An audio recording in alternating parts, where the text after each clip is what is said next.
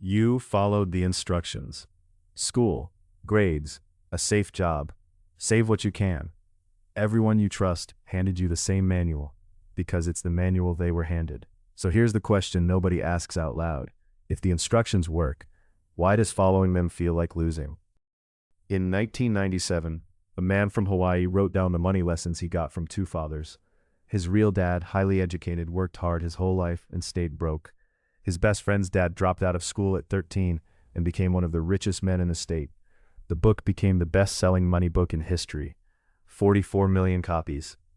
Not because it had secrets, because it said one thing out loud. The manual you were handed teaches you to play the losing side of the game. This is that book, translated for the world you actually live in. These are the rules of the game. Before we open the book, look at the scoreboard, because if you want to win a game, study who's actually winning. There are about 3,000 billionaires on Earth. A major bank counts them every year. Around 70% built their fortune themselves. About 30% inherited it. Now watch what's missing. Scan the whole board for someone who got there on a salary, an employee, a wage, zero. And the closest thing to an exception proves the rule. Steve Ballmer, the richest employee in history, employee number 30 at Microsoft. His fortune isn't his paycheck, it's his ownership. He took equity in the asset. One honest flag, because we check our own claims here. Self-made is a fuzzy word. Most of these people didn't start from nothing. Plenty started comfortable, fair, but run the filter again, and the finding survives. Comfortable start or broke start, every single one of them got on the board by owning something. Nobody salaried their way on. That's not motivation. That's just the data. Ownership is the only door. The book's setup is simple. One kid, two fathers giving him advice at the same time.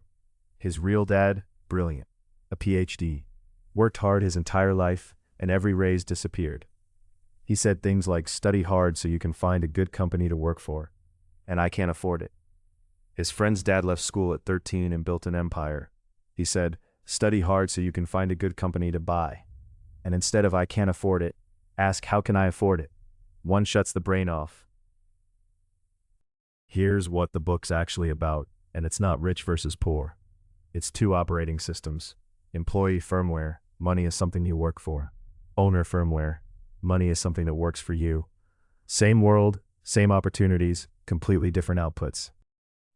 And firmware gets installed by whoever raised you, taught you, and sat next to you. Which leads to the book's quietest, most useful rule. Be careful whose advice you run.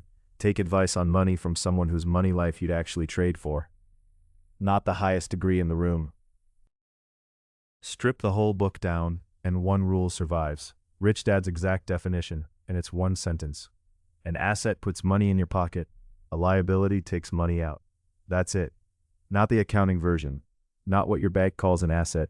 Watch the direction the money flows, in or out. A rental property that pays you monthly, asset. A business that sells while you sleep, asset. The new car, money out every month, liability. The boat, liability. And the one that made this book famous and got its author attacked for saying it, your own house, money out every single month. Whatever the paperwork says, your wallet knows the direction of the flow. Now, here's the sequence that separates the patterns. And once you see it, you can't unsee it. Most people earn a wage and buy comforts with it. Directly, paycheck to toy. Feels good, and the flow never reverses. They stay at zero. The trap pattern's sneakier. Earn more, buy a bigger house and a nicer car, and now the expenses are bigger too. Looks rich from the street. Bleeding out on the chart. The rich pattern runs one move different, and it's everything. The wage buys assets first. Then the assets buy the toys. Read that again. The rich don't skip the nice things. They just refuse to buy them with their own labor. They build a machine, and the machine buys the toys. That's why the rich get richer, and it never feels explainable from the outside. It's not effort, it's not luck, it's sequence. The book calls this loop the rat race. Wake up, work, get paid, pay bills, repeat till you're old. And the cruelest part is what happens when you win inside it. You get the raise, and the lifestyle rises to meet it. The loop just gets more expensive. You didn't escape the cage, you upgraded it. Here's the deeper thing, and it's the real reason the loop holds: fear. The book says people take jobs because a job feels safe, and playing for yourself feels risky. That instinct made sense once. Now run the actual risk math today. A job is one income stream. Someone else decides its size. Someone else can end it on a Tuesday. Last year, over 1 million positions were cut in the US alone, the most since 2020. And 4 in 10 employers say openly they're planning reductions as AI comes online. That's not doom talk. That's their own survey answers. One stream, zero control, now getting automated. That's not the safe choice. That's a concentrated bet on someone else's spreadsheet. The player who builds assets holds the opposite position: multiple streams, full control, and machines make the assets cheaper to build, not obsolete. The fear is pointed backwards. The scary-looking path is the safe one, and the safe-looking path is the gamble. So if the job isn't the way out, what is? The book gives you an exact finish line, and it borrows it from a genius named Buckminster Fuller. Wealth isn't measured in money, it's measured in time. How many days can you survive living how you live if you stop working today? 10 days? 60? That number is your actual net worth. Which means there's a magic threshold. The day your assets, not your labor, cover your living expenses, the counter breaks. Infinite days. You don't need the job. You're out of the loop. The book calls it escaping the rat race. And here's where almost everyone, especially the smart ones, gets the order wrong. They try to build the mothership first, the billion-dollar idea, the grand slam. And because a grand slam is hard, they swing for years and stay in the cage the whole time. The escape vehicle isn't that. It's stage one. Small, boring even, a base hit. Its only job is to cover your monthly number so the system loses its grip on you. Low stress beats high ceiling. Because the vehicle isn't the dream, it's what buys you the freedom to build the dream, full-time with your best years still in the tank. Escape first, empire second, levels not leaps. Now, the translation layer. Because the rules are timeless, but the map is 30 years old. Rich Dad's assets were his era's. Rental property, stocks, businesses with buildings and staff, fine tools. But real estate takes money to enter, and tenants, and toilets. The digital builder has an asset column he couldn't have imagined. Software that sells while you sleep. Subscriptions, where revenue repeats monthly. Rental income with no property. Content that works for you for years after you make it once. An audience, a skill, code. These are real assets by the book's own definition.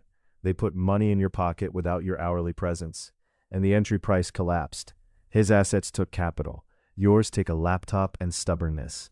And AI just handed one person the output of a small team. It has never been cheaper to build something that pays you.